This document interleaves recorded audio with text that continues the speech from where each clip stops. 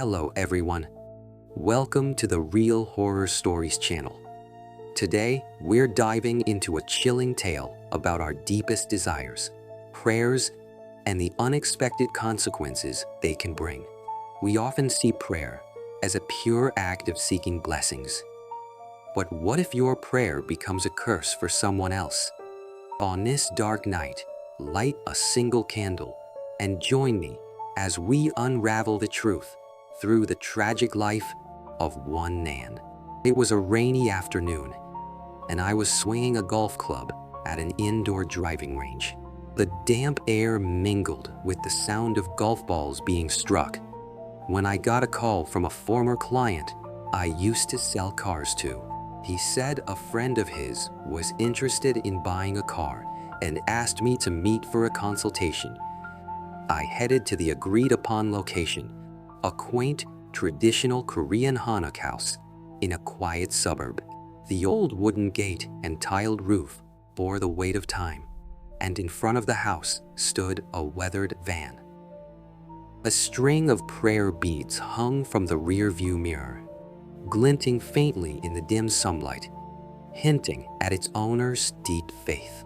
As I stepped inside, the scent of aged wood and old furniture filled my senses. While discussing the car with the client, my curiosity got the better of me, and I asked about his profession. He calmly introduced himself as a carpenter, not one who works on modern construction sites, but someone who specializes in building traditional hanok houses and Buddhist temples. The thought of those ancient, mystical spaces sent a slight chill down my spine. Such homes are rare in modern times. Hesitantly, I asked, working in places like that, you must have had some unusual experiences, right? He lowered his gaze for a moment, then gave a faint, eerie smile. My story isn't as interesting, but my father's might be. There was an unmistakable tremor in his voice. The story takes us back to the 1980s, to the childhood of a man named Min-soo, the father of my client. Min-soo's family lived in poverty, with hunger as a constant shadow. 5 family members crammed into a tiny room, and his parents tightened their belts to make ends meet. Yet, they pinned all their hopes on their only son, Min-soo. He had 2 older sisters, but to his parents, Min-soo was the sole focus of their dreams. A worn pencil or a thin notebook was always given to him brand new, and his parents would repeat like a mantra, "Min-soo, you have to be number 1. Studying is your only way out." Back then, South Korea's educational fervor, steeped in a preference for sons, meant families poured everything into their eldest boy. There was even a saying, once a daughter marries, she's no longer part of our family. Min-soo carried the weight of their expectations on his young shoulders. His parents' desperation manifested in daily visits to a nearby Buddhist temple. At 4 a.m., before the darkness had fully lifted, they knelt before the Buddha, their hearts filled with one wish: for Min-soo to succeed. "Please, let our Min-soo be number 1. Let him become someone great," they prayed, inhaling the incense smoke. Their prayers grew even more fervent as Min-soo approached his middle school entrance exam, a critical step in that era when even middle school required a competitive test. His mother sacrificed sleep to pray, and his father never missed a day at the temple. Their devotion paid off when Min-soo was accepted into the middle school they had hoped for. It seemed their prayers had been answered, but things took a dark turn. In middle school, Min-soo fell in with the wrong crowd and began to stray. He wandered the alleys late at night, puffing on cigarettes, deepening his parents' worries. Then, tragedy struck. Its father died in a freak accident at a construction site, crushed by a falling steel beam. The shock left Min-soo reeling, his young heart stained with anger and grief. His mother, now alone, started a small business to support him.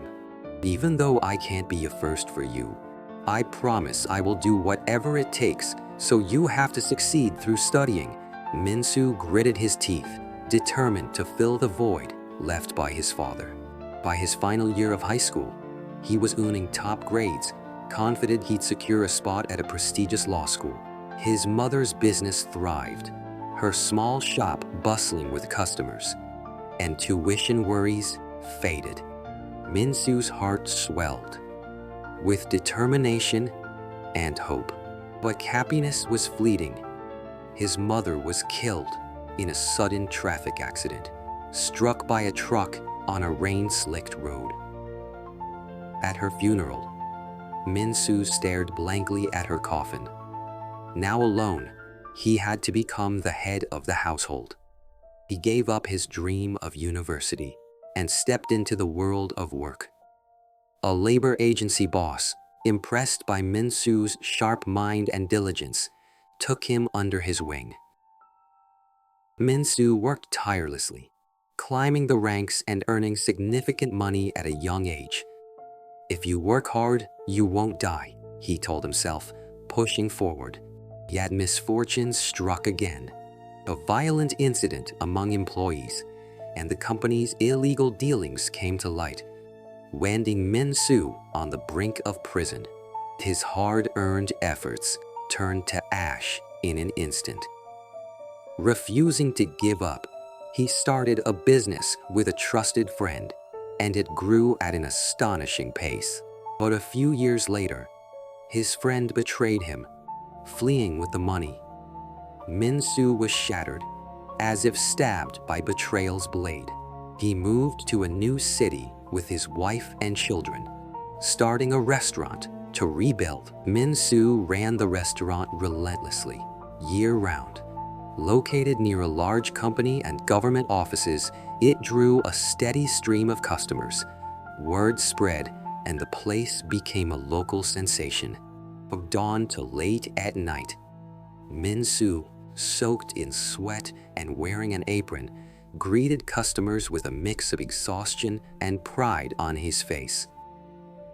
As the restaurant flourished, an inexplicable unease grew in Min-soo's heart. It's always around this time.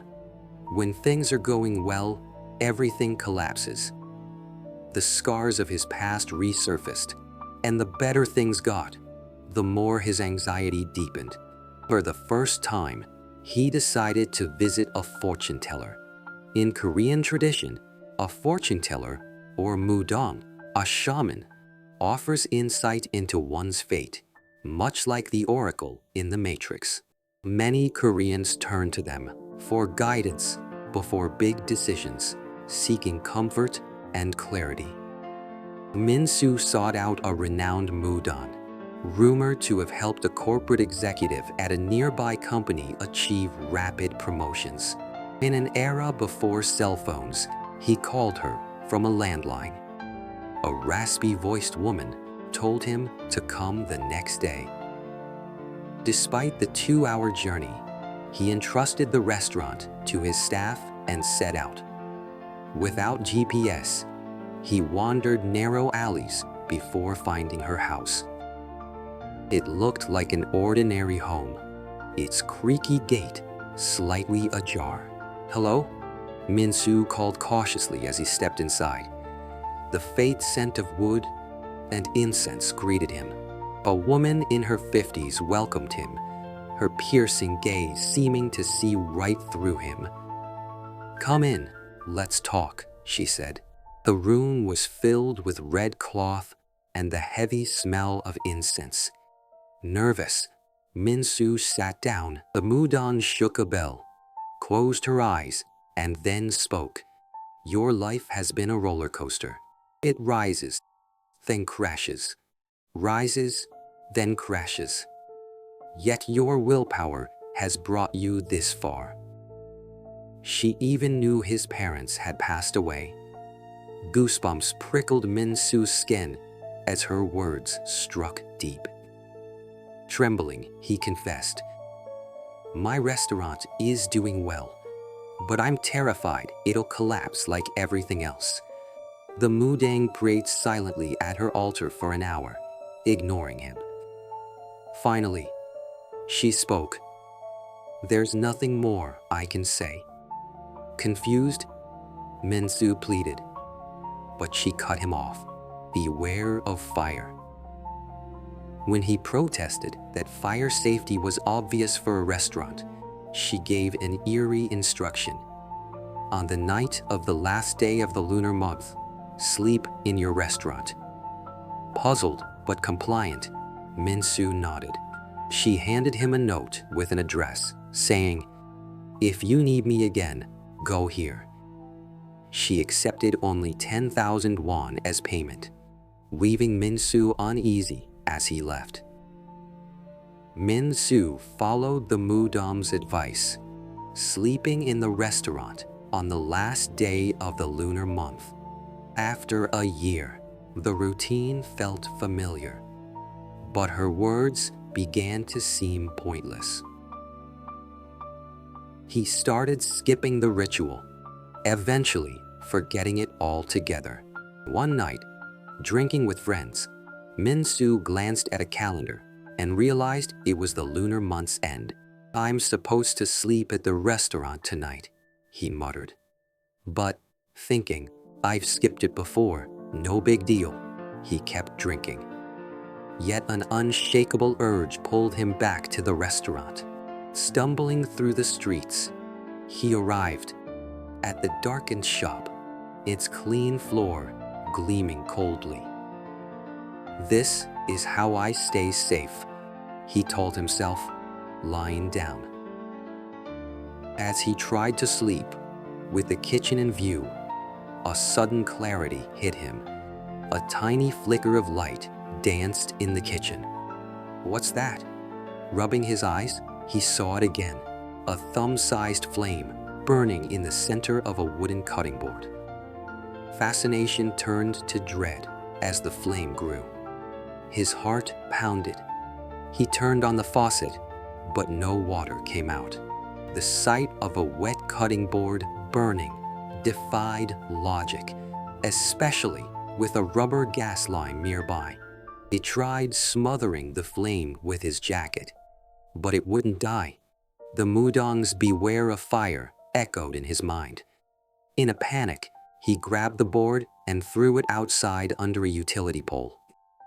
The flame consumed the board in seconds, reducing it to ash. Gasping, Min-soo stared, unsure if this was a dream or reality. He stayed awake all night, guarding the restaurant. The next morning, a staff member noticed the missing cutting board and saw the charred remains under the pole, confirming the bizarre event. Fear and confusion overwhelmed Min-soo. He resolved to find the Mudang again.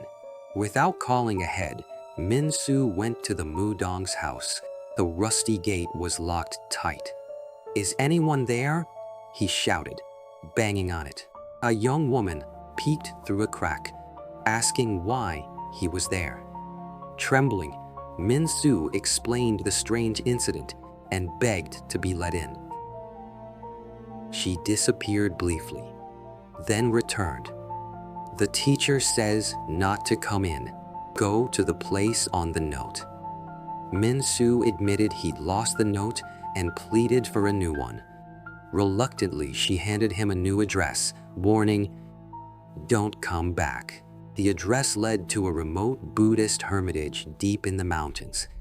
Expecting a grand temple, Min-soo found a humble shack instead. He called for the monk, and an elderly man with long, tied-back hair appeared. Min-soo explained the Mudang's instructions and his ordeal. The man said, "Stay here tonight, and I'll tell you everything tomorrow morning." Frustrated but obedient, Min-soo ate dinner and went to sleep. Waking in the night to use the bathroom. He noticed the man was gone. Outside, he saw him, not in monk's robes, but in a shaman's outfit, sitting alone in the dark. When Min-soo tried to speak, the man curtly said, "Go back to sleep." Realizing he wasn't a monk, but a shaman, Min-soo returned to bed, uneasy. At dawn, Min-soo bombarded the shaman with questions. "Why is this happening to me? Please, tell me."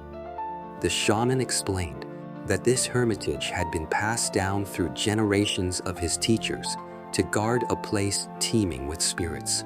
He said that the night Min-soo arrived, the spirit's presence vanished. "You have a Dokkaebi spirit in you, a powerful one." It scared all the other spirits away. Min-soo was incredulous. "A Dokkaebi spirit? If I have that, why is my life so hard?" The shaman replied, "A Dokkaebi doesn't care about right or wrong. Your parents' desperate prayers when you were young summoned it." He continued, "That spirit plays with you. It lets you rise, then makes you fall, treating you like a toy." Rage surged through Min-soo. "How do I get rid of this Dokkaebi spirit?" His voice shook, his eyes brimming with frustration and fear. The shaman calmly said, "Pray with the power of the Buddha. It's the only way." Hesitant but desperate, Min-soo followed the shaman to a small, dark chamber deep in the hermitage. The shaman warned, "No matter what you hear outside, don't stop praying." The chamber was pitch black, with only a sliver of light and air filtering through a chimney-like hole. Min-soo began meditating, but the unfamiliar posture and stifling air made it unbearable. After an hour, his body ached, and he could no longer endure. He shouted, but no one answered. A thin iron door wouldn't budge. Suddenly, the door opened, and burning logs appeared before him. Smoke filled the chamber, choking him. He slammed his body against the door, but it held firm. As the smoke overwhelmed him, his consciousness faded. In a dream, he ran along a beach, tripped, and fell, his mouth filling with sand. Fishy stench pierced his nose, and terror gripped him. Waking from the nightmare, he faced a horrifying sight. The shaman was forcing long strands of hair into his mouth. A sharp knife lay nearby, and a shallow cut marked Min-soo's stomach. His heart froze. "What are you doing?" he screamed. Startled, the shaman stumbled back, her eyes a mix of fear and greed. Driven by survival instinct, Min-soo grabbed the knife and stood, but the shaman fled. Dizzy, he collapsed briefly. Regaining his senses, Min-soo felt drawn to the back of the hermitage. There, a cube-shaped stone chamber radiated an eerie aura. He found a sledgehammer nearby and, driven by instinct, struck the chamber's wall. It cracked, spilling out human bones, a red sash, and long strands of hair. A recently deceased body, curled up with hair stuffed in its mouth, lay inside. The face was hauntingly familiar. Min-soo screamed and staggered back, terrified. He fled down the mountain, sweat and tears mixing as his breath burned in his throat. At the foot of the mountain, the shaman appeared again, shouting, "If you leave now, you'll die. Stop!" Min-soo halted, his eyes blazing with fury. "What are you? Why are you doing this to me?" As he shouted, he felt as if he'd woken from another dream, back in the chamber. The shaman sat beside him, watching, Confused, Minsu stared as she spoke. You do have a Dokkaebi spirit. It's rare. That's why I brought you here. To expel it. Chills ran through him as he recalled the body in the stone chamber from his dream. That was me, he whispered, unsure where dream ended and reality began. But the shaman's next words shattered his world. The Dokkaebi spirit loves to play tricks. It grants your parents' prayers like a blessing, then takes everything away. Their desperate wish for you to be number one invited this malevolent spirit. It toys with you, letting you rise only to make you fall again. That's why your life is so hard. Minsu froze, images of his parents praying at dawn, their voices urging him to be number one, flooded his mind. The realization that their love and obsession had cursed him was unbearable. His heart tore apart with anger, sorrow, and helplessness. How do I escape this?